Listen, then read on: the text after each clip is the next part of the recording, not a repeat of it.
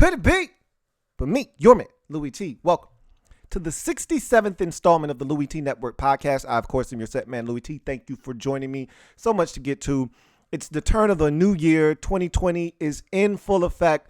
Hope you guys had a glorious new year. And before we can actually start looking forward to the things that are coming our way in the future, I want to take a step back and reflect on the year that was 2019. And before I get into any of that, we're going to do all of that a little bit later on in the show. Before we get to any of that, though, King Coop, bless them, please. Are we talking football, man? Season again. I mean, are we talking football? I mean, football. 32 teams, 16 games. Football, man. Yeah. Last year I got disappointed, put a 3 points at the Super Bowl. I can't lie, I won't throw a fit and fall on the floor like a 2-year-old. Yeah. Call my job, get him on the phone, tell him I need me some days off. Cause every Sunday I'm front and center, looking forward to the playoffs. And I keep me a double wings, cause you know I gotta have it. Yeah, they say I'm just a fan. What? Well, I say I'm a fanatic. And I fast forward commercial too. I ain't going to the bathroom. You know where I'm at, I ain't hard to find. You can catch me in the lab room.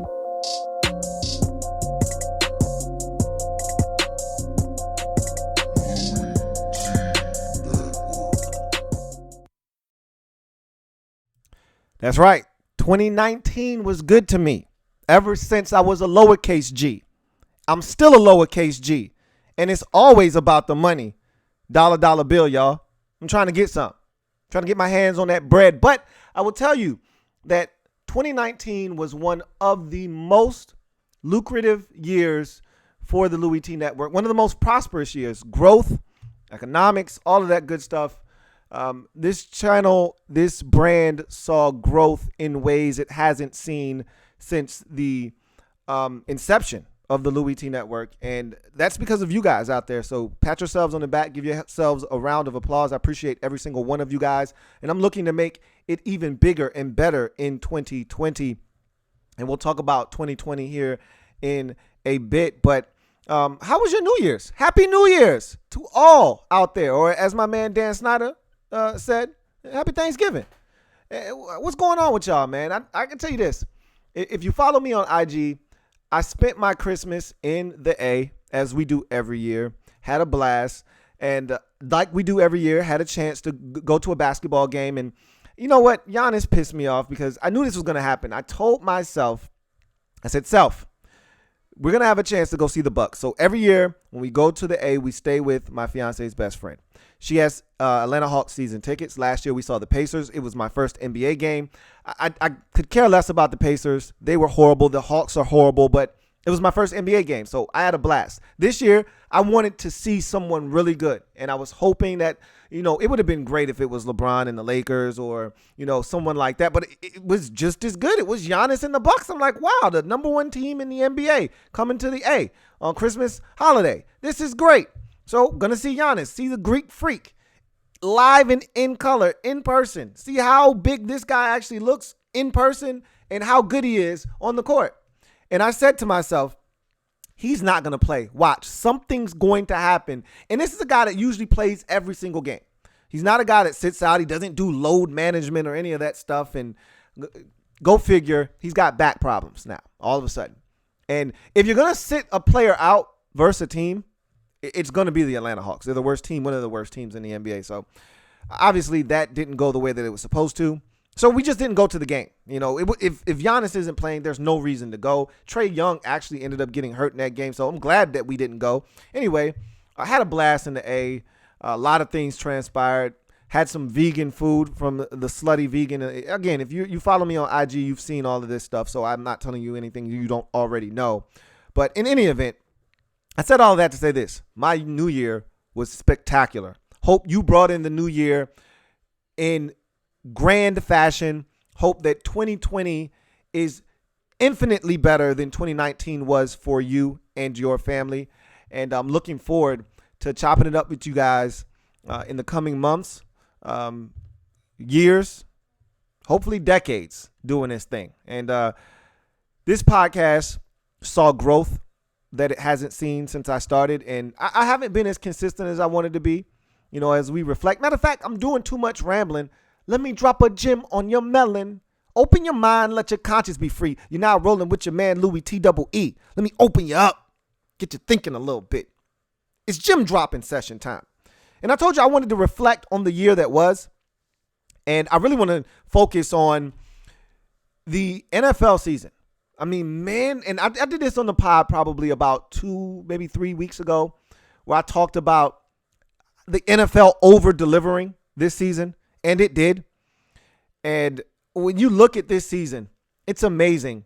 We're going to talk about a lot of the coaching vacancies and the guys that we thought were going to get fired that didn't get fired a little bit later on in the show, but I don't want to keep you here very long on the gym dropping session. I just want to take a look back at the season and start to wet your palate a bit for the 2020 NFL draft that will be upon us before you know it. Before you know it, it'll be Senior Bowl, then it'll be the Combine, then we'll be talking about the draft. So it'll be here before you know it. It always flies by.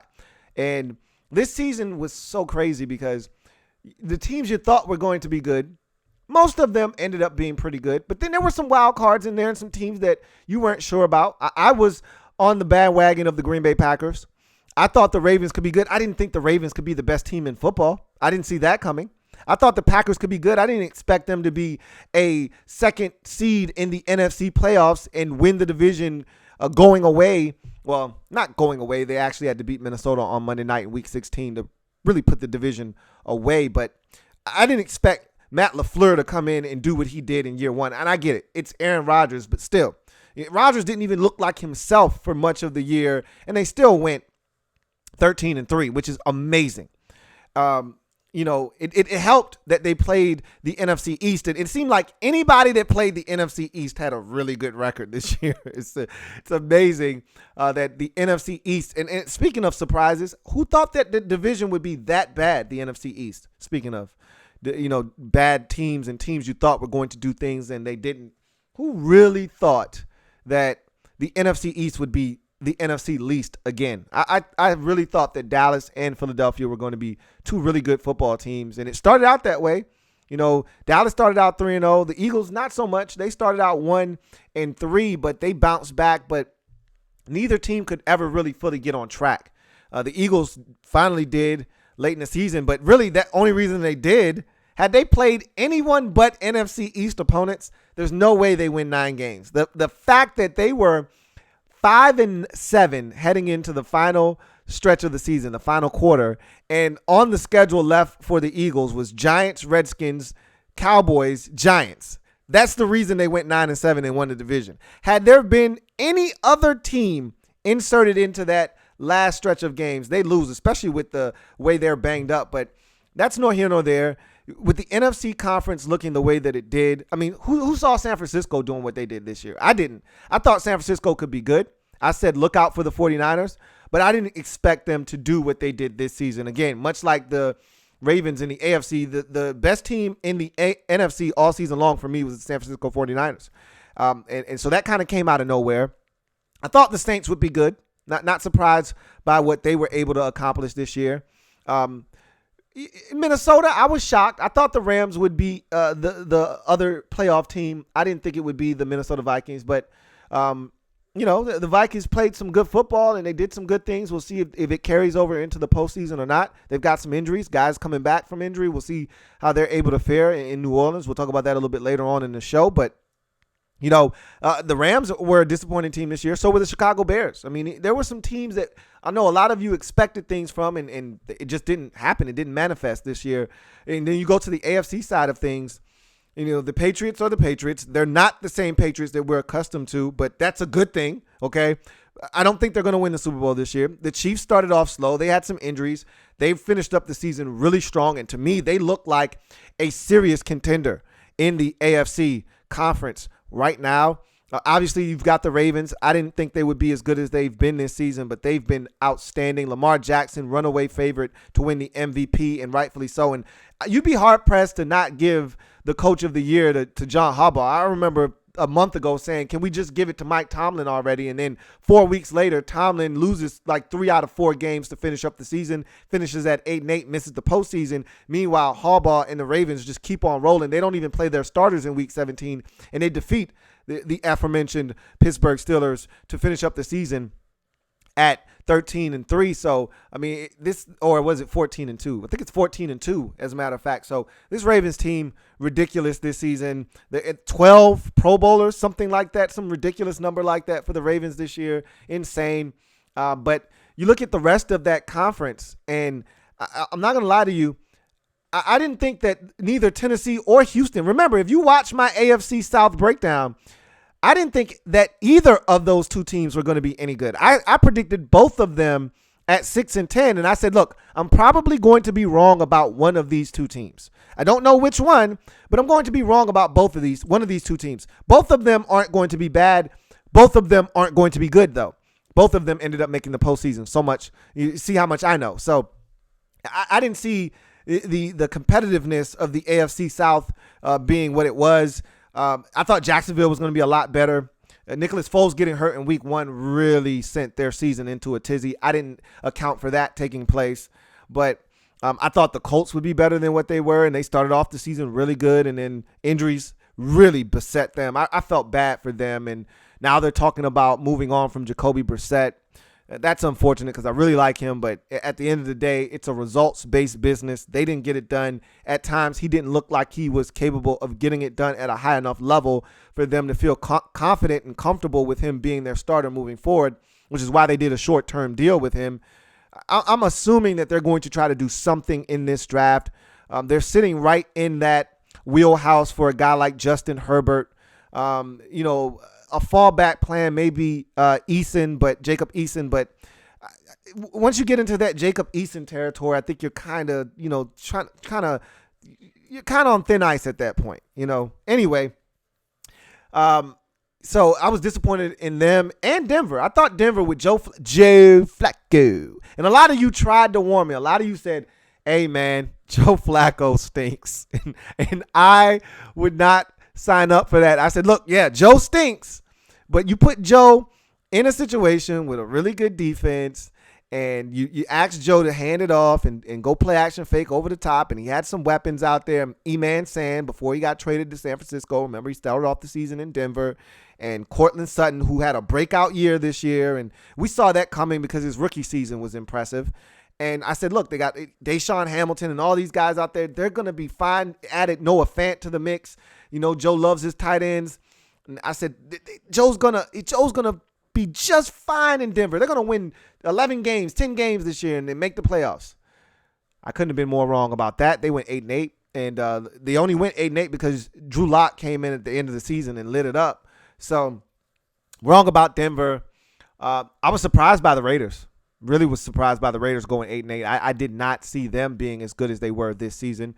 I thought the Chargers would take a step back. I never believed in the Chargers. A lot of people were buying what the Chargers were selling because they went 12-4 last year, and I said, nah, 8-8 best the Chargers could do, and I think they ended up going 6-10, 7-9, something along those lines. But I mean, this was a weird NFL season, but it was so good. It was such a good NFL season. We thought the Dolphins were tanking at the beginning of the season. Then they got crazy at the end and started beating people they had no business beating, like New England in week 17, knocked the Patriots out of a first round bye. And all of a sudden now, they've got the 5th or 6th pick in the draft. It's just crazy how I always talk about, in general, people talk about this all the time. The NFL is a week-to-week league.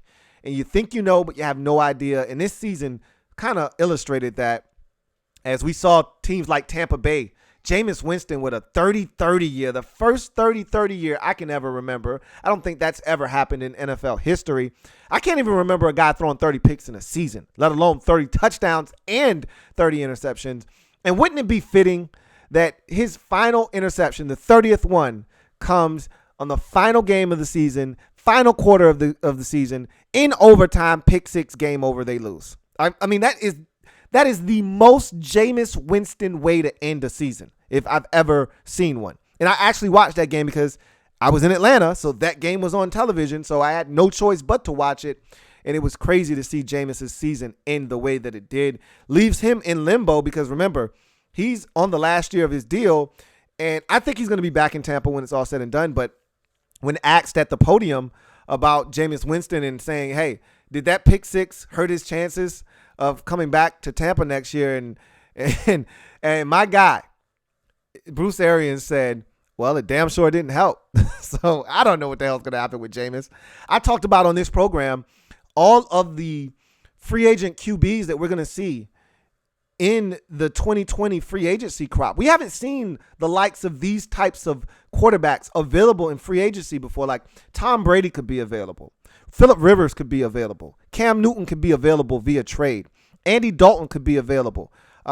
Marcus Mariota, Jameis Winston, Teddy Bridgewater. These are all quarterbacks that at one time or another we viewed as elite. You're talking about 2 potential Hall of Famers. You could throw Eli Manning into that mix if you like. I think Eli's done, but we'll see. You're talking about 3 potential Hall of Fame quarterbacks in Manning, Rivers, and Brady.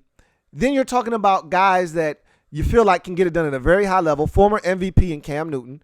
Andy Dalton had an MVP caliber season until he broke his hand in 2015, 2016, one of the two. Teddy Bridgewater went 5-0 for the Saints while Drew Brees was out this season, kept the ship not only steady and afloat, but he had that thing going in the right direction. Like, normally you get a backup in and you're like, look, dude, just don't sink the ship, okay? Not only did he not sink the ship, not only was it floating above water, they were prosperous. They were having a party on the ship with Teddy Bridgewater at quarterback. He's going to get paid this offseason most likely by someone to be a starter. It's amazing. I think Marcus Mariota, if given the right situation, and I still think New England would be the perfect place for Marcus Mariota. Couldn't you see Marcus Mariota making a beeline for New England? Let's just say Tom Brady is done in New England. And I don't think it's going to happen, but we'll see. It seems to be gaining a little traction that he may not be back in New England next year. And everything seems to be kind of falling into place for the Patriots to kind of just fall apart at the seams. We'll talk about that a little bit later. But anyway, couldn't you see Marcus Mariota making a beeline for New England? Bill Belichick getting his hands on him, them running the football. Marcus Mariota has this rebirth, and all of a sudden he's an elite quarterback for the next 7 to 10 years in New England. Couldn't you see that? I could. I don't know about you, but anyway, I just find that very fascinating that the free agent crop of quarterbacks is going to be this good, and I've never seen it this good before. And this season has just been so wild, and now we're set for these playoffs that I think are going to be amazing. I cannot wait. Bart Scott, can't wait. It was a hell of a year, man. Hell of a year for the Louie T Network. Hell of a year for the NFL. Maybe, and hopefully hell of a year for you guys. 2019 was a really, really good year. Hopefully 2020 is even better. So let's get to In Case You Missed It. All right. So in case you have never joined me and you don't know what In Case You Missed It is, it's really simple. It's self-explanatory. These are things that came down the news wire over the last, let's call it week and a half or so, and you may have missed it. And just in case you did, your man Louie T's got you covered. So, in case you missed it, the NFL revealed its all-pro first team. And I was fascinated by the list because it changes every year, and you really don't know who's going to make the list from year to year. I can tell you this much. There are guys that are mainstays on this list, and then there are guys that you continue to watch them evolve. And then there are other guys that you're like, man, he probably should have made the list over that guy. So I'm going to give you the list, and then I'll allow the debate to begin. And I'm anxious to see if you guys agree with every one of these selections or if you disagree with one or two or maybe 3 or 4 of these. Anyway, let's get to them. So on offense, quarterback, obviously Lamar Jackson. That's not up for debate. He was ridiculous this season. Running back, Christian McCaffrey. All right. Now, you could argue if you wanted to go in a different direction, Dalvin Cook, but the injuries, I think, kind of sat him down from that discussion earlier in the season. He was right there in that mix. Alvin Kamara, he had some injuries midpoint of the season. He started to play some good ball towards the end, but really, Christian McCaffrey was the guy this year. 1,000 yards receiving, 1,000 yards rushing, only the 3rd running back in NFL history to go GG. So, he was outstanding. And I didn't know this. They have a flex position now for first team. offense. I had no idea. What is this, fantasy football now? What are we doing, flex position? What are you talking about? But that was also Christian McCaffrey. So he was a 2-time first team All-Pro this year, similar to Khalil Mack a few years back when he was a defensive end and a linebacker, both first team. Christian McCaffrey double dipping as a running back and a flex, whatever the hell that is. Tight end, George Kittle of the San Francisco 49ers. I heard some people debating that it should have been Travis Kelce in Kansas City. You're not going to get any debate from me. George Kittle was a man possessed this season. And even and I still think he deserved it, even with him missing a couple of games in the middle of the season. This dude is ridiculous, and he announced himself to the league this season, and I think he does deserve to be a first teamer. If you want to go Travis Kelce, I have no problems with that whatsoever. Wide receivers, Michael Thomas in New Orleans and DeAndre Hopkins in Houston. I mean, Michael Thomas broke the record for most receptions in a single season. I mean, there's no debate there. I don't really know. Nuke always puts up great numbers. I'd be interested to see if there were other receivers that had big years this year that might have been able to unseat him, but you can never go wrong with Nuke in Houston. Left tackle, Ronnie Stanley in Baltimore. Again, you can't go wrong with the Ravens this year. You know, if you're ever in doubt, just throw a Raven in there and no one will question you. And so right tackle, Ryan Ramczyk in New Orleans. That was a great pick some 3-4 years ago. And he just fit in like hand in glove in that New Orleans offense. And he's been keeping it rather quiet on that right side. Left guard, Quentin Nelson in Indianapolis, one of my favorite Notre Dame Fighting Irish players. I'm a Notre Dame Fighting Irish fan. One of my favorite players to come out of Notre Dame in the last 7 years or so was Quentin Nelson, and he continues to show why he was a top 7 offensive lineman selected in the draft. Right guard, Zach Martin, another Golden Domer. Look, there aren't many things you can go to Notre Dame for, but you want a quality offensive lineman. We stay producing those, and so both of your first team All-Pro offensive guards, both Notre Dame Fighting Irish members, as Zach Martin from Dallas makes the list. And center, Jason Kelce from the Philadelphia Eagles rounds out the offensive first teamers this year. Defense, edge rushers, Chandler Jones in Arizona, TJ Watt in Pittsburgh. Now, for those of you not familiar with what Chandler Jones was doing, back end of the year, this guy went bananas. I mean, he lost his damn mind at the end of the season. He was going nuts. 3-sack game, 4-sack game, couple forced fumbles. Dude went nuts. And it got so bad towards the end that he almost broke Michael Strahan's single season sack record. Like, that's how nasty he got towards the end. And nobody even knew, because he was in Arizona in obscurity. They had no idea what he was doing. This guy was putting on a clinic. I watched him assault Kyler Murray in week 16. Watched him assault Kyler Murray. Or not, excuse me, Russell Wilson. Russell Wilson in Seattle. In Seattle, I watched him grope and molest Russell Wilson to the tune of 4 sacks, helping Arizona win on the road, an improbable game on the road. I talked about craziness in 2019. How about the Seahawks losing 4 games in Seattle this year? Think about that for a second. Seattle losing 4 games at home. That's crazy. Or was it 3? 3, 4? It's insane. It's ridiculous. Same thing with Kansas City. These are home field environments that used to be brutal to deal with. Teams are going in there like it's nothing and winning. It's crazy. Anyway, back on tap. TJ Watt was playing phenomenal football this year. I know some people out there may be upset that the Tampa Bay Buccaneers edge rusher Shaq Barrett didn't get on this list. Look, I hear your gripe. If you're looking for Shaq Barrett, he had a monster year, but so did TJ Watt, and you can't deny 8 forced fumbles and 2 interceptions. Watt's production this year was comical, and you won't get any complaints out of me with TJ Watt rounding out that list of edge rushers.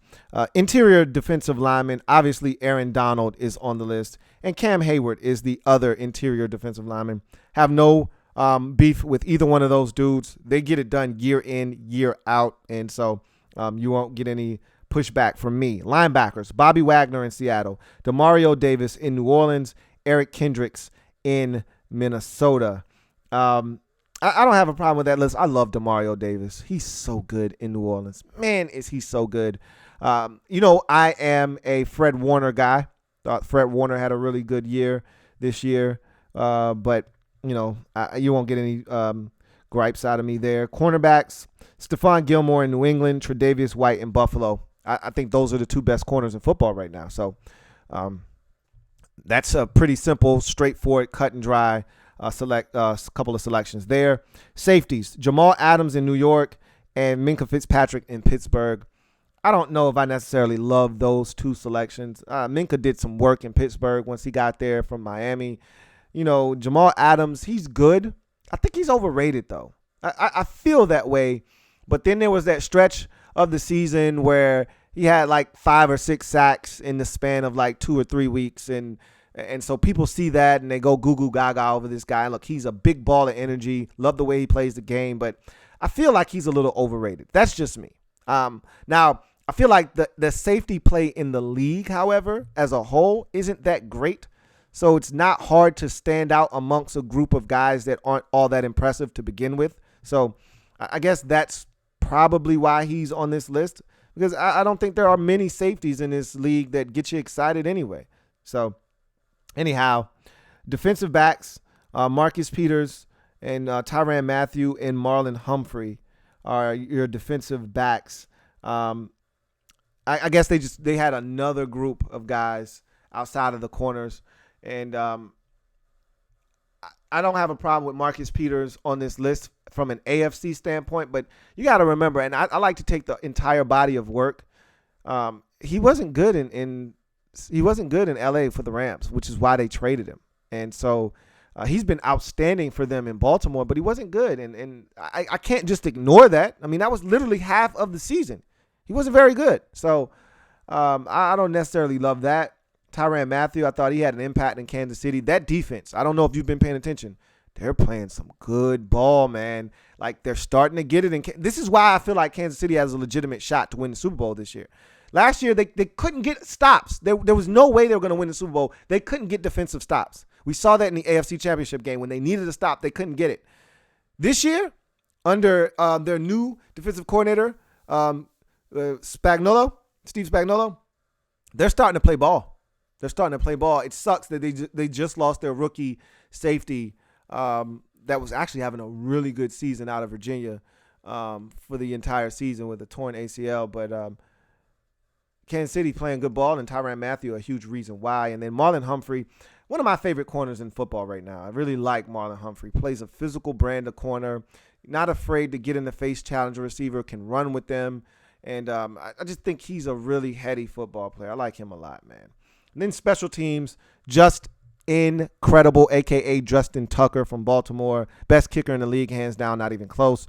Punter, Brett Kern.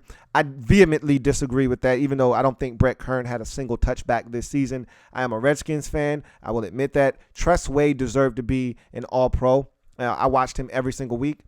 And I felt like this guy carried the Redskins at times. Like Brett Kern, how many times was he punting a game? I don't know. Maybe Tennessee punted a ton, just like the Redskins did. I know there were games where the Redskins – look, we went almost a month and a half without scoring a touchdown. Think about that for a second. Think of how many punts took place during that stretch of time, and Tress Way continued to boom the football. I just got a gripe there, but it's punter. I mean, what are we doing right now? It's punter. So – kick returner, Cordero Patterson, best in the business right now. Punt returner, you've got Deontay Harris in New Orleans, had a touchdown versus Seattle, and almost broke several other kicks for touchdowns. So I like that selection. And then special teamer, Matthew Slater, until he retires, he'll be the guy that always goes to the Pro Bowl and is probably the first team All-Pro for just special teams, gunners. Like every time you watch New England, he's a fiend, man. That's his job, and he does it better than anybody else in the business. So he definitely deserves to be on this list. I don't know if you guys agree or disagree with any of that, but that's the first team list right there. And, not a bad list. Not a bad list. Not a lot of things you can really gripe about. There are a few that I disagree with, but then again, what are you going to do? So, in case you missed it, the NFL released their 2020 Pro Football Hall of Fame finalists.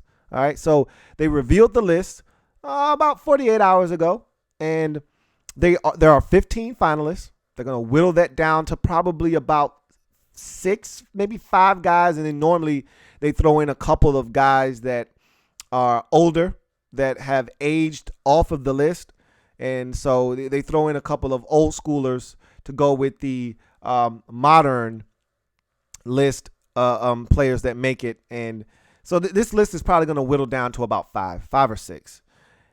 I'm going to be honest with you. And look, you can kill me if you want in the comment section. I'll be sure to look.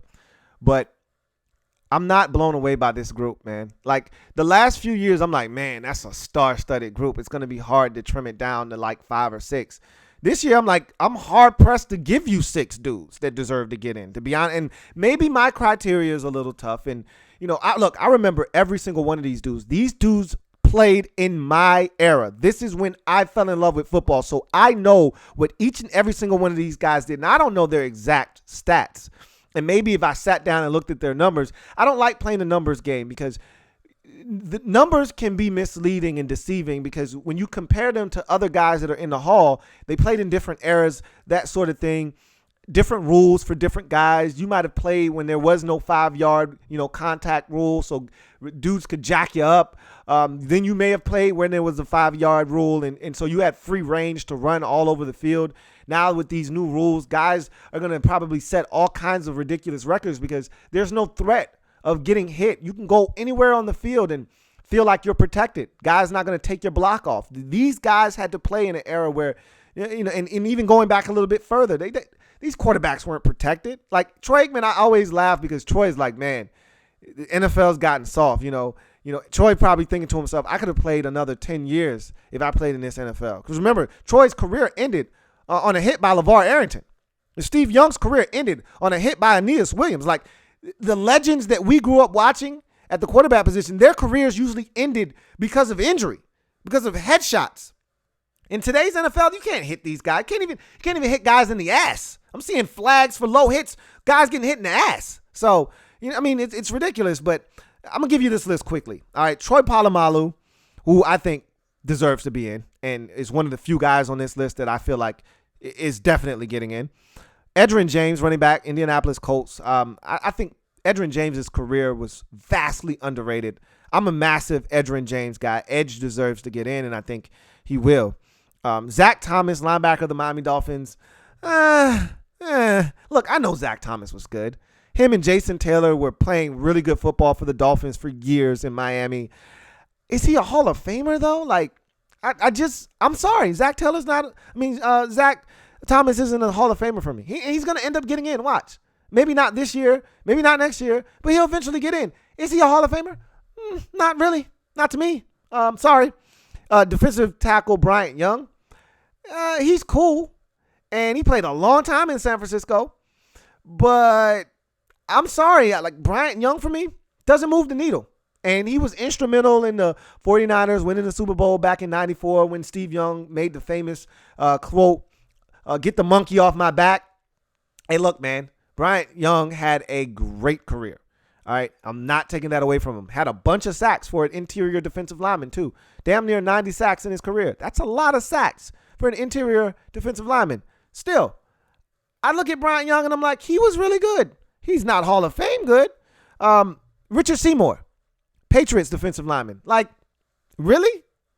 Is Richard Seymour a Hall of Fame player to you?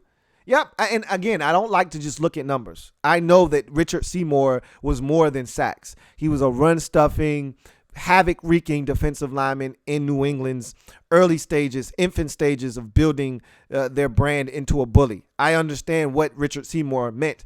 He meant so much to the Patriots that they traded him 2 years before he hit his prime, the end of his prime.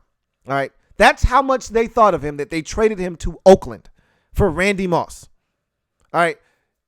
I'm good on Richard Seymour. I'm sorry. I'm good. John Lynch at safety. I go back and forth on John Lynch. I think that his teammate was more of a Hall of Famer than he was in Rondé Barber. But when you play on an elite defense like the 0-2 Bucks had, and it wasn't just 0-2. They were dominant for a stretch there. It just culminated in 0-2 with them winning the Super Bowl. But when you play on one of those types of defenses, guys are going to get in the Hall of Fame. And I think Rondé's going to eventually get in, and he deserves to be in. You've already seen Derek Brooks get in, Warren Sapp's in. I think John Lynch is eventually going to get in. It's just the way it works when you play on a dominant defense like the one they had in Tampa. You go to that Ravens 2000 defense, and you may not have many guys in there from that group, but Ray Lewis is in there. I don't know if there's anybody else. Rod Woodson, I think, was on that 2000 defense. He's in there. And not to say that Rod Woodson's career, like, he more made it from his Pittsburgh Steelers days than in Baltimore, but nonetheless, like I said, John Lynch is going to get in. I go back and forth with John Lynch. Some days I'm like, yeah, John deserves to get in, and then other days I'm like, nah. I can find other guys that probably deserve to get in that have been waiting for a while. Like the next guy, Steve Atwater. I think Steve Atwater's a Hall of Fame football player. And if you watch his career, I remember Steve Atwater for having the biggest shoulder pads, the Legion of Doom shoulder pads, biggest shoulder pads I'd ever seen in my life. And he would hit dudes. In an era where you could hit guys, he would hit guys. I always remember, and I will never forget this, on a Monday night, Christian Okoye, for those of you who don't know, go watch YouTube. The Nigerian Nightmare. They don't make them like this anymore, folks.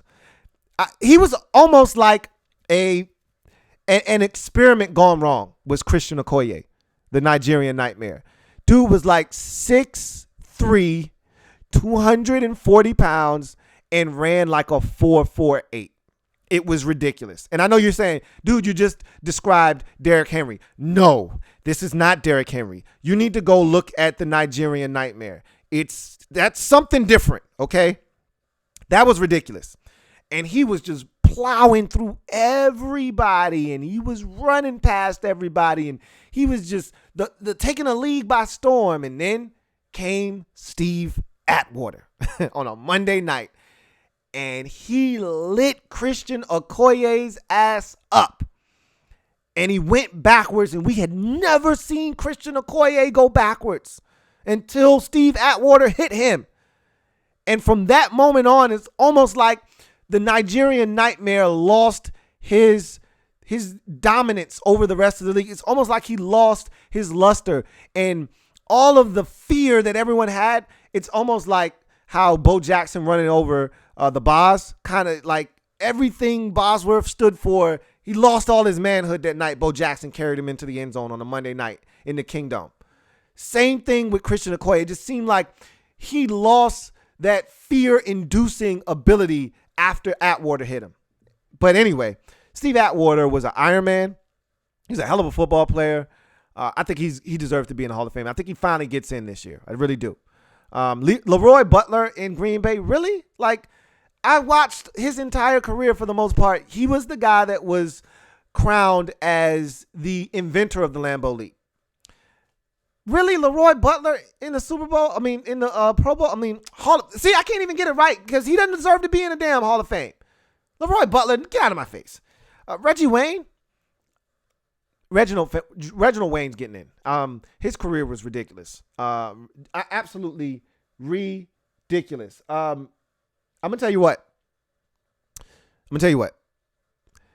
He's probably the greatest number 2 receiver we've ever seen in NFL history. And I know for some of you, you're like, bruh, that's like a backhanded compliment. It's not.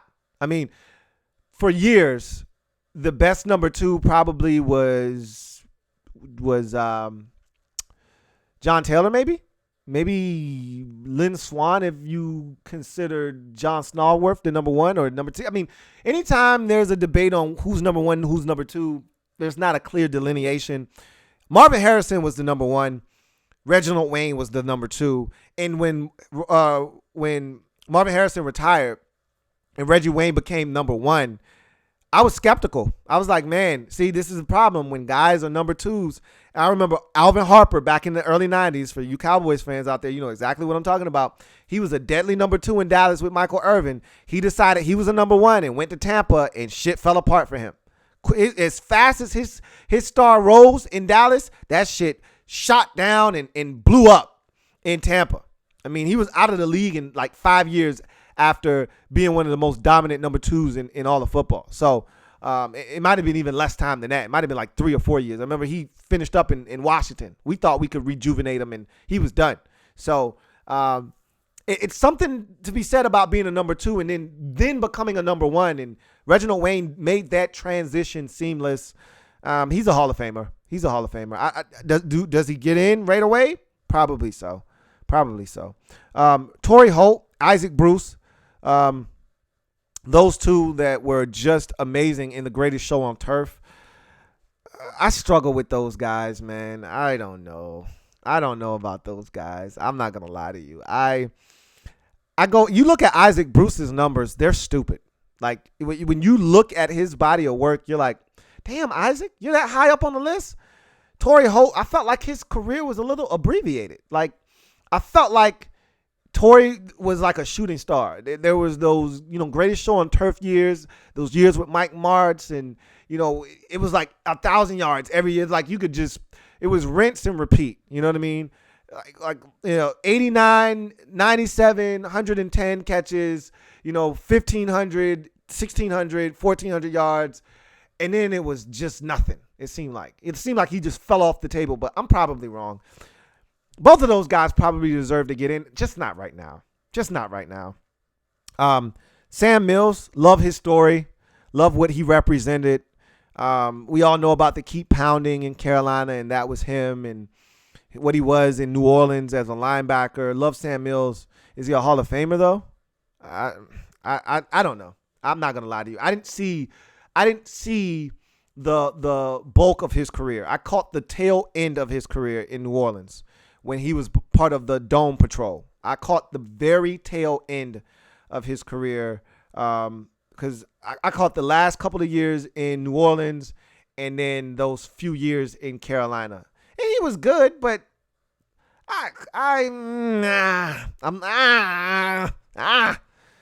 Tony Baselli, tackle from Jacksonville. No.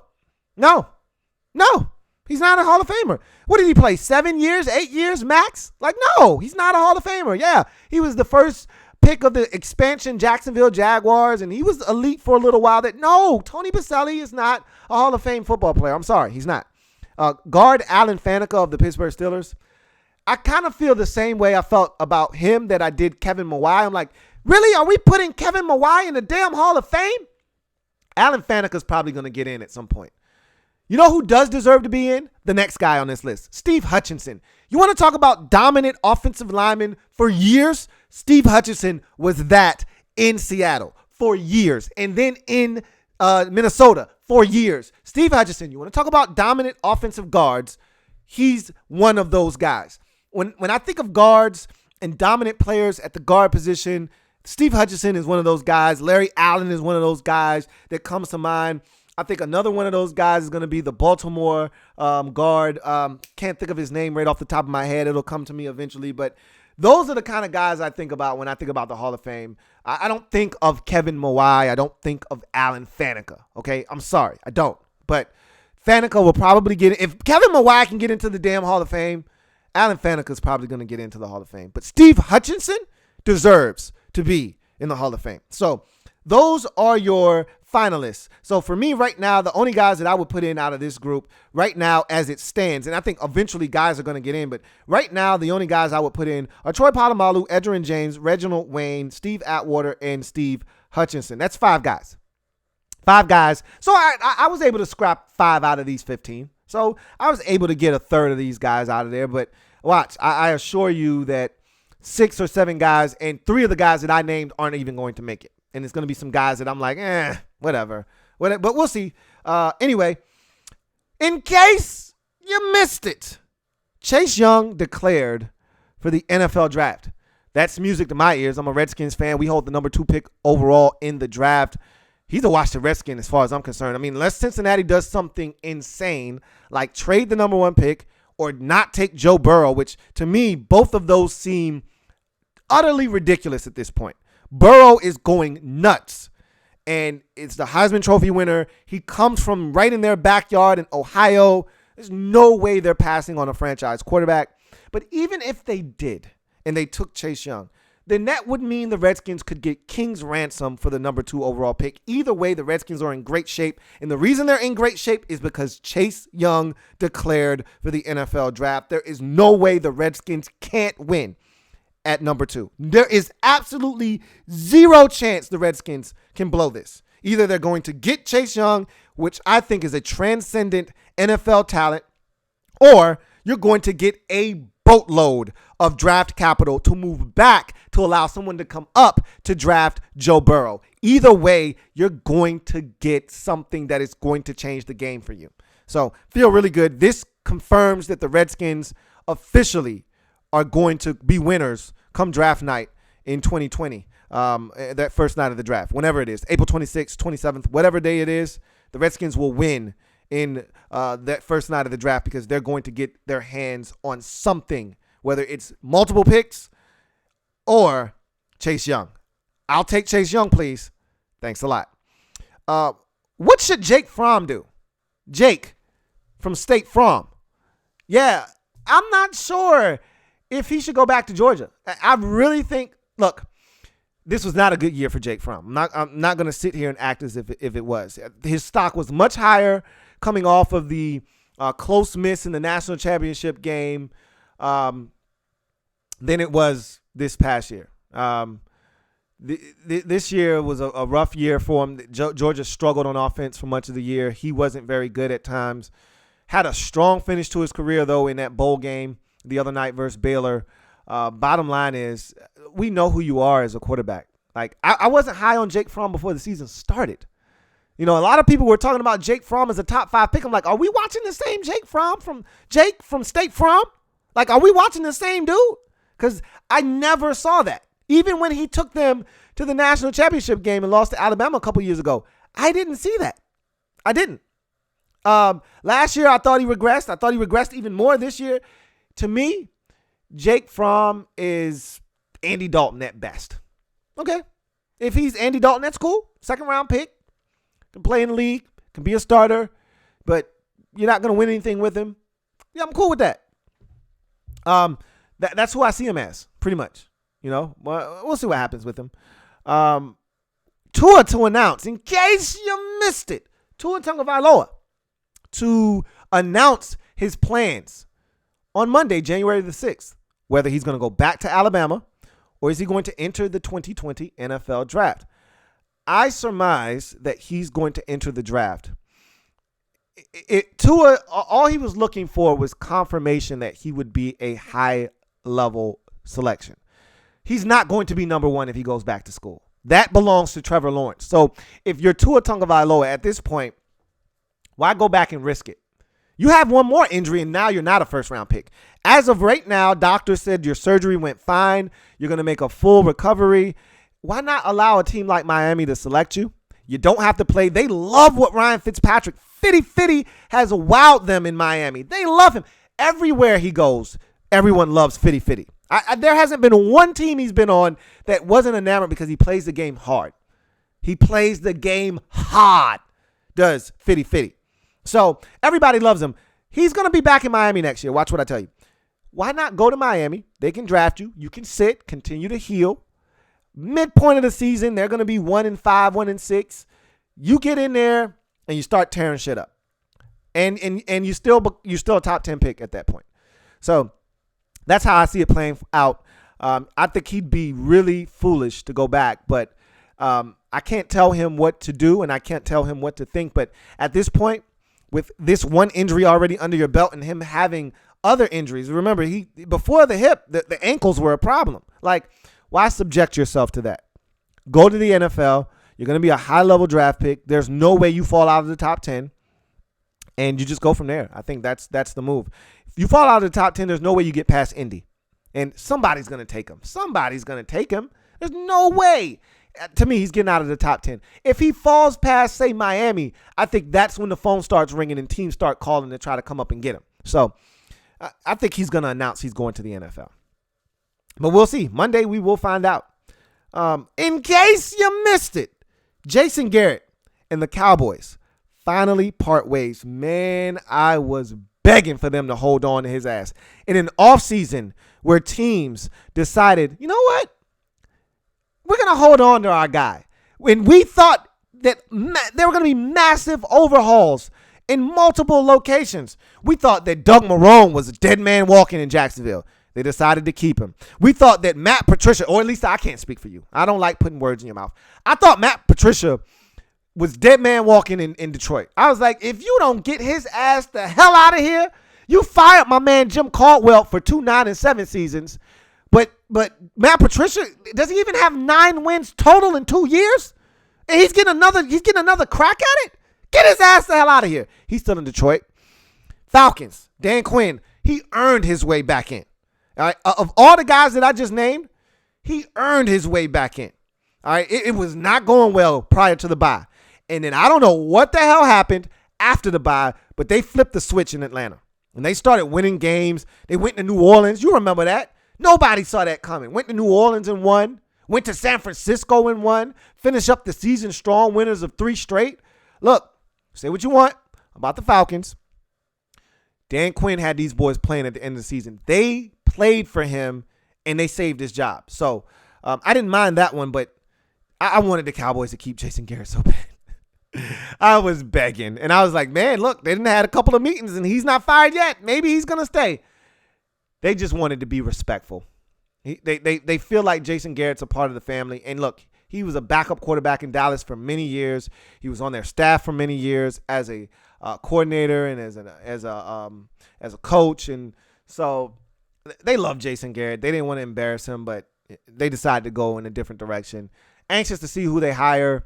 Anxious to see if that guy gets any kind of control in Dallas. Highly unlikely with Jerry still calling the shots. But I want to see what happens. You know, the NFC East, we said that it was going to be massive changes coming to the division, and we were right. Redskins have a new head coach in Ron Rivera. The Giants are still looking for their new head coach. They seem to love Matt Rule. We'll see what they ended up doing there. And the Cowboys now have a vacancy, and so we'll see what happens. But it's not a surprise that Jason Garrett was fired. I'm just surprised it took this long. But he is gone, and we'll see what the Cowboys decide to do. In case you missed it, the Browns fired their coach, Freddie Kitchens. Duh, okay? He was way in over his head. However, what we didn't see coming was them parting ways with general manager John Dorsey. Now, I found this to be really interesting, and let me address Redskins fans quickly because I tell you what, a lot of Redskins fans asked me when he was first fired, because obviously we still don't have a general manager. Hey, what do you think about John Dorsey? Hey, what do you think about John Dorsey? You think the Redskins should get John Dorsey? And I'm like, no. You remember Red when his dad got out of the car and Debo had uppercut him? It's my bike, punk. And his dad, he said, you want some too, old man? And his dad got out of the car. No. When every Redskin fan asked me about John Dorsey as our general manager, I got out of the car. No. And I said, come on, you get up. You come around here messing with these people. I don't want John Dorsey. Here's why. John Dorsey's been fired twice now in the last, let's call it 4 years. And I remember this very distinctly when he was fired the first time in Kansas City. And I remember when the general manager of the Indianapolis Colts, all right, Ballard, for those of you who aren't familiar, Chris Ballard, who I think he won GM of the year last year, rightfully so, doing a tremendous job. I think that Brandon Beane should win the GM of the year this year, but that's nor here nor there. When Chris Ballard left for that Indy job, remember, he was the assistant general manager in Kansas City with John Dorsey. I remember the story being told that Chris Ballard was the guy keeping it together in Kansas City. He was not necessarily the brains of the operation, but he was the guy that was the he was the engine that had that Kansas City motor going. And if you remember, you've seen, all the talent in Kansas City. All right, John Dorsey has always been good, had an eye for talent. But what they said he didn't have was organization. He didn't have structure. He was really disorganized. That was the word they kept using. He's disorganized. And Chris Ballard was the guy that was organized. And he was the guy that kept everything intact. And as soon as he left for Indy, shit fell apart in Kansas City for Dorsey, and he was out. You go to Cleveland. Cleveland has been a train wreck the last 2 seasons. An absolute mess. All right, we all remember Hard Knocks with with Hugh Jackson. It was a mess. It was a train wreck. It was a circus show. I mean, it was ridiculous. Then you look this year, they go out and get all these players, and it is a 3-ring circus out there. It was a joke. And I told anybody that would listen, the Browns aren't going to be good this year. And everyone was telling me, you're wrong. The Browns are going to be 12-4. And I'm like, are you insane? Are you crazy? You think the Browns are going to be 12-4? You need to wash your face and get your mind right. What are you talking about? And the guy trying to keep everybody together is the most disorganized guy himself in John Dorsey. I don't know. I'm good. I'm going to pass on disorganization. He's the same guy that was willing to give up multiple picks for Trent Williams to get him to Cleveland when they had no chance of making anything of their season. And the Redskins were too stupid to rape this guy. He was begging for the Redskins to steal from him. He wanted the Redskins to steal from him. I want John Dorsey nowhere near my organization. Thanks, but no thanks. So I'm not surprised that he didn't work out in Cleveland. I'm just surprised that it happened when it did. I just didn't see it happening at that time, but they had a different vision for how they wanted the organization structure to go. Dorsey didn't agree with it, and he wasn't going to sign off on it, and so they mutually agreed to part ways. We'll see where he lands. I doubt he gets another GM job right away. I think he's going to have to be on someone's staff, as an assistant GM, another set of eyes. Again, he can evaluate talent. I'll never take that away from John Dorsey. Go see Kansas City's roster. He did that. All right, Tyreek Hill, Kareem Hunt, Travis Kelce, that's all John Dorsey, okay? He knows talent when he sees it. Even look at Cleveland's roster. There's talented football players that he's drafted over the last few years. He just doesn't know how to run an organization. That's the problem. The structure usually isn't tight. I'm good. I'm going to pass. But I will tell you this, as a little caveat and a side note, the Browns are interested, and I think this is a match made in heaven, in adding Josh McDaniels as their new head coach. And the only reason this would work is because he's an arrogant, pompous asshole, and so is Baker Mayfield. You put two of those guys together, and who knows what the hell will happen. I know I will pay money to watch. But Baker's an arrogant asshole, and so is Josh McDaniels. And you put those two together, it could be either beautiful. It could either be a beautiful dream or a beautiful nightmare. Either way, I'm signing up to watch. Okay. And I heard that McDaniels is lining up his staff as we speak because he wants to coach Baker Mayfield. And to me, the two are made for one another. They deserve each other because if it goes up in flames, I can wait to see these guys pointing fingers at one another. If it works, they're going to be a problem for years to come. I'm just telling you right now, if Josh McDaniels goes in there and hits it off with Baker Mayfield the way that I think he could, and Mayfield is able to kind of reel it back in, because I think he started smelling himself. I told you, I couldn't stand Baker's offseason last year. I told you that. And I saw this coming a mile away. Baker was smelling himself. I smelt his bullshit from all the way in VA. And they're all the way in Ohio. I said, Baker, I smell your shit. It stinks. It stinks.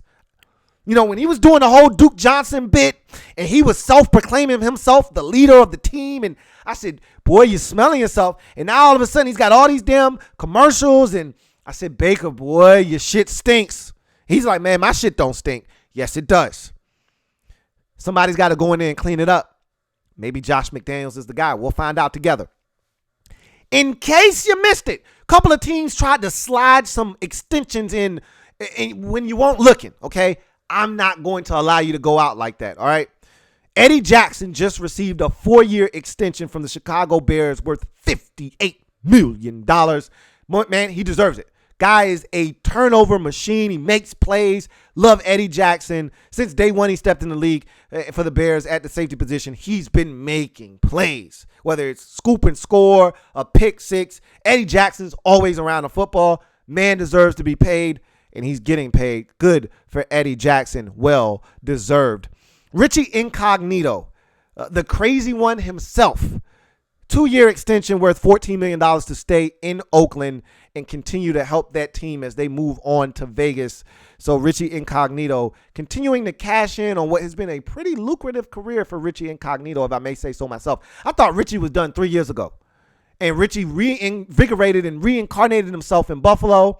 And then I said, okay, Richie, you done now. And then Richie came back and did it again. He did it again in Oakland, and now he's cashing in yet again. Richie is like that roach that just won't die. No, not even a roach, because you can kill a roach.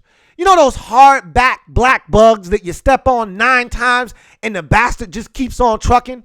That's Richie Incognito at the guard position, man, as he continues to mosey on 2 years, $14 million to stay in Oakland. Marcus Peters gets a 3-year, $42 million deal, extension, I should say, to stay in Baltimore.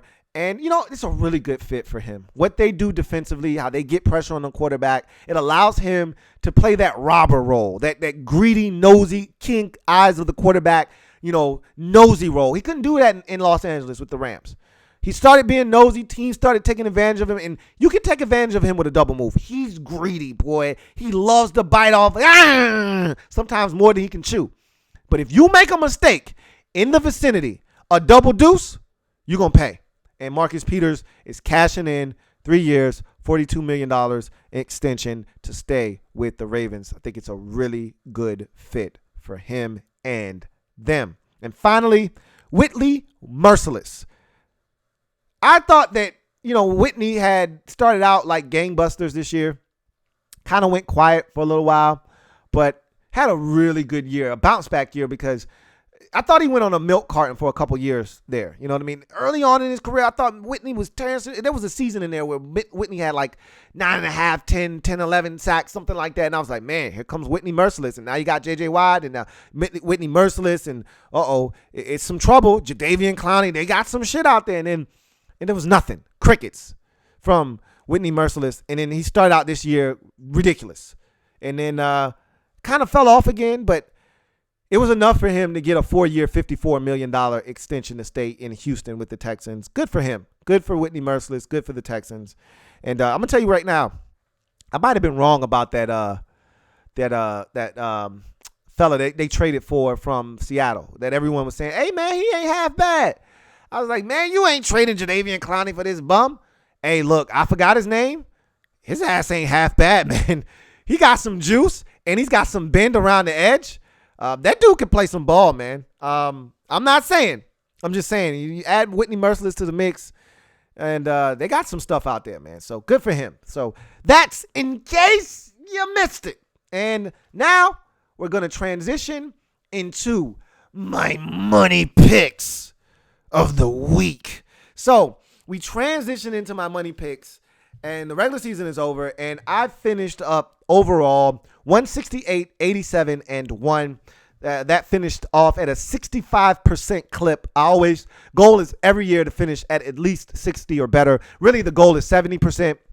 I didn't hit that, but I did finish up the season strong enough to come back from behind and win winners and losers. I got hot at the very end of the year. I told y'all I was coming for what was rightfully mine, and that was the crown. And I'm proud to say that I outlasted the rest of the participants in winners and losers. Speaking of which, I just want to make sure that you guys know I have not forgotten about your winnings. Just because you didn't come in first place doesn't mean you didn't earn any money. Second and third place both have money coming their way. What ended up happening, and shout out to my man Rob from Jersey, Rob from Jersey, all right, for winning the fantasy football league. He took the $225 winner takes all prize in my LTN Fantasy Football League, the first year that I did that for a cash prize. So shout out to Rob from Joyzy for getting it done.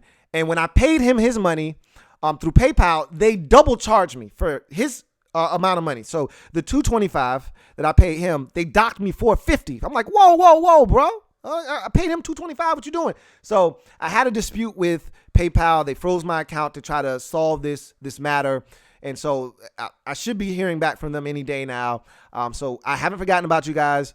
As soon as they transfer that balance back to my account, I'm going to slide you guys your bread. But I felt good about claiming first place, a crowning achievement, because for years I wanted first place in winners and losers, and I'd fallen short the first 2 years. But I knew when the money was on the line, your man was going to stand up and show you that it was Louie tea time. And I did what I do. Winners win. I let the losers worry about losing, and all I know how to do, all I do is win, no matter what. And I took care of business, so I feel good about that. But anyway, I digress. Let's talk about these playoff games. Dun dun dun dun dun dun dun dun dun dun dun dun dun dun dun dun dun. Buffalo Bills at the Houston Texans kicks off Wildcard weekend, and I'm gonna tell you right now. I already told you who I thought was gonna win this game.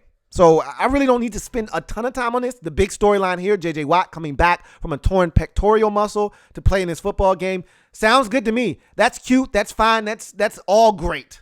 I don't give a shit. Will Fuller is not going to play in this game. If he does, he's not going to be 100%. If Will Fuller isn't healthy, the Texans' offense isn't healthy. And as far as I'm concerned, I didn't care if he played or not. I like Buffalo. You know how I feel about Buffalo. You know how I feel about Josh Allen. I told you guys this 3 weeks ago when they lost to New England. I said that the Buffalo Bills are going to go into Houston because I had already predicted that the Texans were going to have the 5 seed and that the Bills, who were pretty much locked into the 4 seed, were going to meet each other in Wildcard weekend. And I said they are going to Houston and winning in Wildcard weekend. I said that 3 weeks ago. I didn't change my mind. Nothing has happened to change my mind. The Bills are marching into Houston, and they're coming out with a W because they're mentally tough. And the thing that I like about the Bills is they don't give a damn about your home field advantage. They could care less about your little home field. What's your little home field advantage? They're going to give out a bunch of little white towels for wild. You think the Bills give a shit? They gave out a bunch of terrible towels on a Sunday night when the Steelers were hot, piping hot. They went in there, smacked those boys around, came out with a dub. And they really should have dominated them. If not for Devin Singletary fumbling in that game, they probably run away with that football game. Those boys don't care about your little home field advantage. And they're going to march right into Houston, right in the, is it still, what is it? Is it NRG now? What is that? Reliance Stadium? Whatever the hell they call that field. I think it's NRG Stadium or whatever it is. They're going to march right in there and march right out with a dub. All right? Give me the Buffalo Bills to kick off Wild Card weekend on the road, getting it done because those boys are road warriors.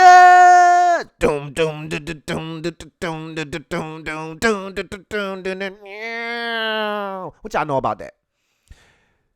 The nightcap on Saturday, another AFC game. Generally, they try to mix it up. They said, nah, we just going to give you all AFC on Saturday, all NFC on Sunday. I'm cool with that. The NFC is the main event anyway. So, Titans at the Patriots. Everyone's jumping on the Titans bandwagon, man. Ryan Tannehill's hot. All right. Derrick Henry, fresh off the Russian title. He's hot. All right. Just bless the Texans for 2 and some change on those boys' skulls in week 17. I know they didn't need it. Well, he needed it. They needed it. He went and got it. The Patriots are struggling, man. Struggling. Okay. Yeah. Those boys are struggling, man. Yikes. Okay. They lost to the Dolphins in week 17 when they needed it. All right. And you always say with the Patriots, man, it's the Patriots. They'll figure it out. Don't worry. Man, this shit is not the same. This is not like last year when everybody was counting them out. Oh, the Chargers going to beat the Patriots. I'm like, man, y'all tripping. And everybody, oh, the Chiefs going to beat the Patriots. I'm like, y'all tripping. This year, I'm like, man, it wouldn't shock me. It would not shock me if the Titans marched into Foxborough and did those boys. I will tell you this, though. It's supposed to be a nice little a storm rolling through Foxborough. Could be some snow, inclement weather. That's perfect for, I know you're thinking, look, Derrick Henry, that's perfect for him. Not exactly. Like Hurts. Hey, that's good weather for the Titans, right? With Derrick Henry, the league's rushing leader, right? Not exactly. Okay. Last time I checked, the Patriots are really good in snow games, especially at home. But you know what would be fitting? Because I think this could be it. This is it. The last dance for the Patriots. This is it. This could be it. You know, this whole thing started in the snow in Foxborough some 19 years ago when Adam Vinatieri made that field goal in the Tuck Rule game versus the Raiders. Wouldn't it be fitting if this thing ended in the snow in Foxborough with the Tennessee Titans marching in there and coming out with a victory? It'd be fitting. I'm not going that way, though. Okay? Not going to happen. Not in Wildcard weekend. Look, if they lost this game, I would not be surprised at all. But I'm not picking it. Give me the New England Patriots to get it done on the nightcapper on Saturday evening. Now we go to Sunday. And we start with the Minnesota Vikings at the New Orleans Saints. If you ask me, which one of these games in Wildcard weekend has the chance to get out of control, I tell you it's this one right here. Now, Dalvin Cook sounds like he's going to play. That's really good news for any Minnesota Vikings fan out there. But the Saints are starting to play that kind of football again that makes you think they could be the favorites in the NFC when it's all said and done. I'm just saying. They're starting to get their shit together. And on offense, they were already fine. And, you know, them trying out receivers at the end of the season makes me think they probably understand, just like last year, got to have more than one receiver going into the postseason. Teams are going to start taking away Michael Thomas, or at least trying to. And so they need another guy. Remember they tried to go get Des Bryant last year and he tore his ACL. I feel like they're trying to tell me something again. However, this defense. Remember earlier in the season when Drew Brees went out and its defense was playing ridiculous football? They're back. Now, just a couple of weeks ago, Tennessee was moving the ball on their ass. However, I like this Saints team at home. And if you told me this one ended up 37 to 20, I wouldn't be shocked. I just know this. The Vikings aren't going into New Orleans and winning. Whatever the score ends up, close, blowout, doesn't matter. Give me the Saints at home to protect the dome. And finally, this is the one that everybody's trying to tell me I'm wrong about. And I just don't want to hear it. I don't want to hear it. Seattle Seahawks, the 5 seed in the NFC, which is a damn shame. 12-4, and you end up with the damn 5 seed. But they did it to themselves. Can't be mad at anybody but yourself. Anyway, at the Philadelphia Eagles, the 4 seed. 9-7 division winner in the NFC East. Yuck. These two teams are so banged up, it's not even funny. And really, it's a war of attrition. Who can outlast the other? Look, what it all boils down to for me is the Seahawks have Russell Wilson and the Eagles don't. Now, Carson Wentz, coming of age the last few weeks. They had to have it on a Monday night in a game he wasn't playing really well in versus the Giants, and he pulled the rabbit out of his ass. They had to have it on the road versus the Redskins late in the game with guys like Greg Ward at wide receiver. He pulled the rabbit out of his ass, won the game. Had to have it versus the Cowboys at home, Week 16, division on the line with guys like Greg Ward. And he got it done. Okay? All right. Week 17 at home, on the road versus the Giants. Gotta have it with guys at receiver like Greg Ward. Okay? And guys at tight end like Perkins. He got it done. So, Carson Wentz playing good football, really doing some good things. I'll tell you what. The Eagles are the darlings right now. Everyone thinks the Eagles are going to win this football game. And I'll tell you, the last time these two teams played each other, wasn't that big of a difference. 17-9. The difference in the game, the Eagles couldn't stop the run. The Seahawks ran all over them. Only problem is all of those running backs are hurt. They're not playing in this game. I can't bet against Russell Wilson. The Seahawks are the better team. But it wouldn't shock me if the Eagles rose up from the ashes and won this game. You know how every time we bitch and complain about a team that doesn't belong, oh, you're getting a home playoff game with your sorry record. Remember when the Panthers were 7-8-1 and they had to play the Cardinals? And oh my God, they got a losing record and they're at home and they beat the Cardinals' ass. If I remember correctly, something like 24-15, 26-15, some shit like that. Remember, oh my God, the Seattle Seahawks, why are they at home versus the Saints? Saints won 11 games. They're 7-8-1. This is ridiculous. And what did they do? Beastquake game. Beat their ass in Seattle. Every time we do this. Now, 9-7 is not 7-8-1 or 7-9. But every time we do this, that team that we disrespect that has the home playoff game, they win. This shit stops this time.